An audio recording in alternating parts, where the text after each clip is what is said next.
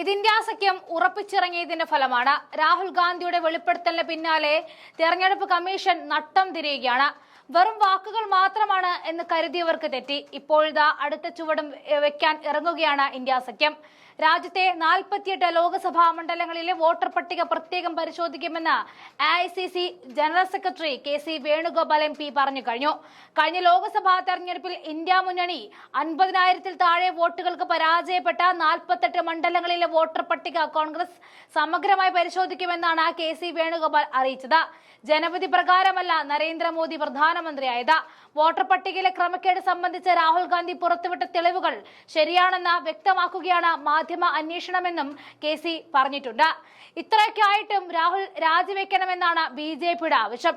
എന്നാൽ അന്വേഷണം നടത്തിയാൽ രാജിവെക്കേണ്ടി വരിക നരേന്ദ്രമോദി ആയിരിക്കുമെന്നും KC കൂട്ടിച്ചേർത്തു.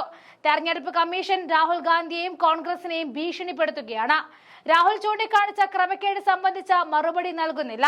കേരളത്തിലും വോട്ടർ പട്ടികയിലും വ്യാജ വോട്ടർമാരെ ചേർത്തിരുന്നു. തൃശൂരിൽ BJP സ്ഥാനാർത്ഥി ജയിച്ച സാഹചര്യം പുറത്തു വന്നിട്ടുണ്ട്. ആലപ്പുഴ മണ്ഡലത്തിൽ 35,000 ഇരട്ട വോട്ടുകൾ കണ്ടെത്തിയത് ഹൈക്കോടതിക്ക് ബോധ്യപ്പെട്ടതാണ് KC വേണുഗോപാൽ പറഞ്ഞു. അതേസമയം തെരഞ്ഞെടുപ്പ് ഫലം BJPക്ക് അനുകൂലമാക്കാൻ തെരഞ്ഞെടുപ്പ് കമ്മീഷൻ വോട്ട് കൊള്ള നടത്തിയെന്ന രാഹുൽ ഗാന്ധിയുടെ വെളിപ്പെടുത്തലിന് പിന്നാലെ വോട്ട് കൊള്ളയുമായി ബന്ധപ്പെട്ട വിവരങ്ങൾ അറിയിക്കുവാനും പിന്തുണ നൽകാനുമായി കോൺഗ്രസ് വെബ്സൈറ്റും ആരംഭിച്ചിട്ടുണ്ട്. വോട്ട് ചോരി എന്ന പേരിലാണ് വെബ്സൈറ്റ് ആരംഭിച്ചിരിക്കുന്നത്. ഒരു വ്യക്തിക്ക് ഒരു വോട്ട് എന്ന ജനാധിപത്യ മൂല്യത്തിന് എതിരാണ് തെരഞ്ഞെടുപ്പ് കമ്മീഷന്റെ പ്രവർത്തനമെന്നും രാഹുൽ ഗാന്ധി തന്റെ X അക്കൗണ്ടിൽ കുറിച്ചു. പ്രവർത്തനങ്ങളിൽ സുതാര്യത വരുത്തുവാനും ഡിജിറ്റൽ വോട്ടർ ലിസ്റ്റ് പുറത്തുവിടാനും രാഹുൽ ഗാന്ധി തെരഞ്ഞെടുപ്പ് കമ്മീഷനോട് ആവശ്യപ്പെട്ടു കഴിഞ്ഞു. വെബ്സൈറ്റിലൂടെ പിന്തുണ നൽകുവാൻ രാഹുൽ ജനങ്ങളോട് അഭ്യർത്ഥിച്ചു. വോട്ട് കൊള്ളയുടെ അനുഭവങ്ങൾ ജനങ്ങൾക്ക് വെബ്സൈറ്റിലൂടെ പങ്കുവയ്ക്കാനാകും. ഇതിനായി പേരും മൊബൈൽ നമ്പറും തെളിവുകളും നൽകണം.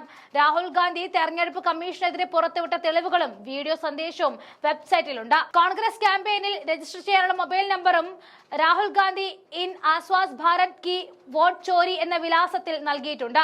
BJPക്കായി തെരഞ്ഞെടുപ്പ് കമ്മീഷൻ ഒത്തുകളിച്ചു എന്ന് ആരോപിച്ച രാഹുൽ തെളിവുകൾ വാർത്താ സമ്മേളനത്തിൽ പുറത്തുവിട്ടിരുന്നു.